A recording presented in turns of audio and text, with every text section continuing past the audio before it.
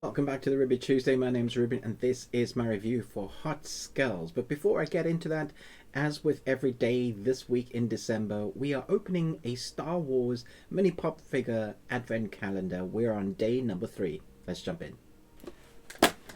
Oh. Got it open. Got the little bag.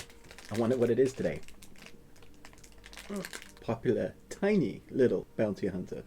In the dystopian world, as an epidemic spreads through verbal communication, a tyrannical institution pursues a linguist immune to the disease. Okay, so with the amount of content that I've had to review this week, and also with me having the need to sleep, haven't managed to watch all the episodes, which is why in the title we'll see the first 3 episodes. I know a few of you have asked, Ruben, can you review this? I hope you don't mind me doing the 3. I will come back to this at a later date. I really like the idea of this. It feels very relevant, but also very different. Taking the idea of words being the infection, having to use our audio headset as a thing that is like a protection mechanic, swapping that out for the masks, of COVID, I thought was a really clever idea. Then doubling down on this is dystopian, but we're not going to go the teenage angst route.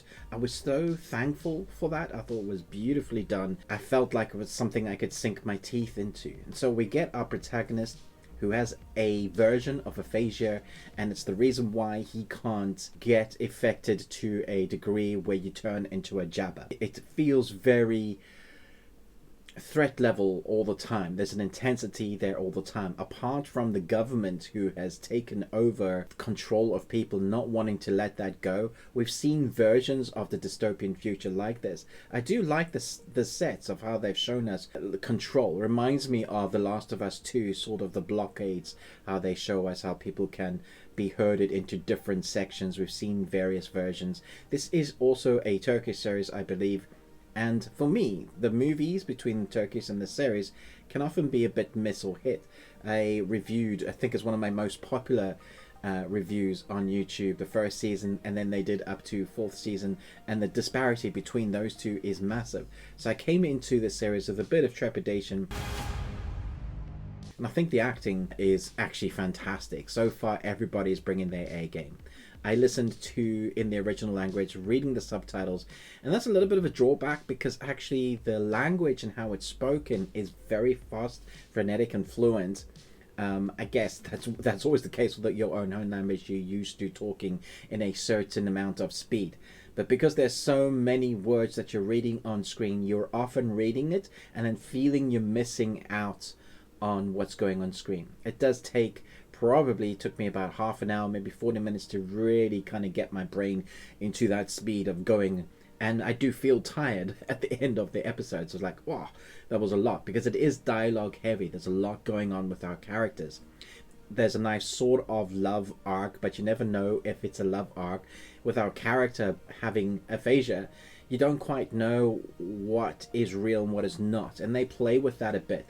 There's also scenes with our aphasia character who they depict what he's battling in various scenes, especially at the beginning of each episode. There is this battle that they show, and then sometimes the battle in his mind we get to see. And that can take you out a little bit of it, but it is very creative, and I appreciated them trying to do something different. The look of it, the cinematography is very good, places you in the zone. The score is excellent, really different, something I wasn't expecting. They often use that orchestral music pieces or tones to place you in the mood, and then they'll change it up to sort of, vibing, or it's the only way I can describe it. It's a proper juxtaposition of, we're going from those tones, those deep thrombic scenes that set you, this is dystopia, and then it's like kind of in a club, but more like drum and bass, but lower than that. Depends on what bit of the score you're listening to. I thought it was very clever and put me in a creative mood, in my mindset, going, I wonder what we're going to see next. That was just the first episode. Jumping into the second, we then start to get some ideas of what's going on with the people chasing our protagonist, because he might be the only person on the planet that has the cure for the jabber. And so we get to see a little bit about what makes this one particular guy, how these people are affected. He might be a cop and he might be like, he looks like he's got his nose to the ground, and sometimes when he gets a thing on his mind, that is what he's going to do, regardless of what people tell him of who's in charge. But when we start seeing his family unit, then I was invested even more on him, because you feel for him. And then you start understanding all those peoples that have had people affected with the jabber and people that are quarantined in certain areas. It makes you go, I wonder how that would actually be like. Would it be like what they're reflecting on screen, on camera? Is that's the story? Like if we had that, if I had that right now during COVID, what would happen to my family? Where would they go? Would I get to see them? Even speaking the words can, you know, because is the audio frequency is how it gets infected, which is why you glean some information about the internet shutting down. There's little nuances that really add to the story being elevated. It's a very immersive story. I can't wait to carry on and watch the next. So in the third episode, it really starts delving into how they possibly can get our main protagonist to help, but he's a little bit dubious.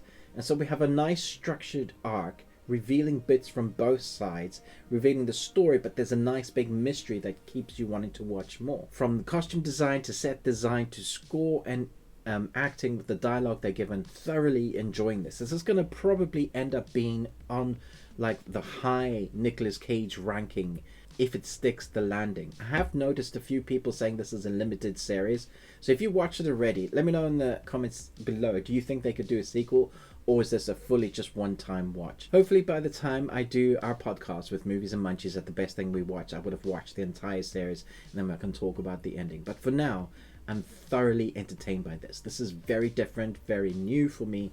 It's different in the case they've taken something that we've had done 1,000 times and then just kind of put a spin on it that makes it feel fresh. And then you elevate all the things that they're doing well, between the acting and the score, the editing, the pacing, all that feels good. Although it is very dialogue heavy, so if you want to listen to that dubbing, I guess you can, but I tried that out for myself as well. And the dubbing feels like, the dubbing itself is good, but it's the mix of the dubbing with the score and the sound effects. It feels like they've done a different track and it's just dulled, so it really feels like you're getting a lesser than version of. That's just my experience of it. Maybe you'll be fine with it, which is one of the reasons why I always stick to the original language to get the voice inflections. So even if I'm reading and I'm finding it hard and I might be missing, I can still hear the emotion coming through the voices, which I really appreciate. Let me know your thoughts and feelings down below. I'm excited to finish the rest of this. Thanks so much for recommending this to me. All of those in the comments is like, have you seen this? Are you going to review this? Thank you very much. Most of all, until next time, remember, live long and Tuesday.